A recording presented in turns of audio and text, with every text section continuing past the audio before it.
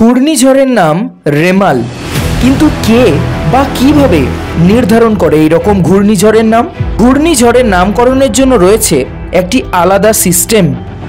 এটি হলো regional specialised meteorological centre বা আরএমসি, যা আন্তর্জাতিক সংস্থা ওয়ার্ল্ড মেট্রোলজিক্যাল অর্গানাইজেশন বা বিশ্ব আবহাওয়া সংস্থার আন্ডারে রয়েছে।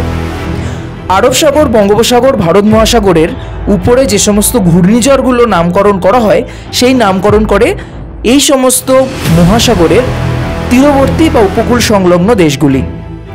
ভারত, বাংলাদেশ, পাকিস্তান, মায়ানমার, ওমান সহ 12টি দেশ তারা নিজেদের মধ্যে আলোচনা করার মাধ্যমে ঘূর্ণিঝড়ের নাম ঠিক হয়।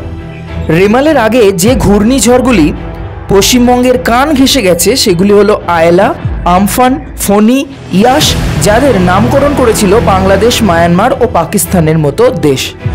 এবং এই যে ঘূর্ণিঝড়, এই ঘূর্ণিঝড়ের নামকরণ 2004 সালের আগে অবধি কিন্তু কোনো ঘূর্ণিঝড়ের সেরকম নামকরণ করা হয়নি। তার ফলে বহু সমস্যার সম্মুখীন হতে হয়।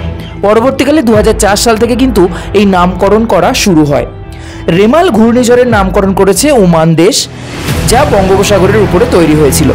আরবি ভাষায় রেমাল শব্দের অর্থ হচ্ছে বালি, এবং গ্রীষ্মকালীন মৌসুমের জন্যই কিন্তু এরূপ নামকরণ করা হয়েছে।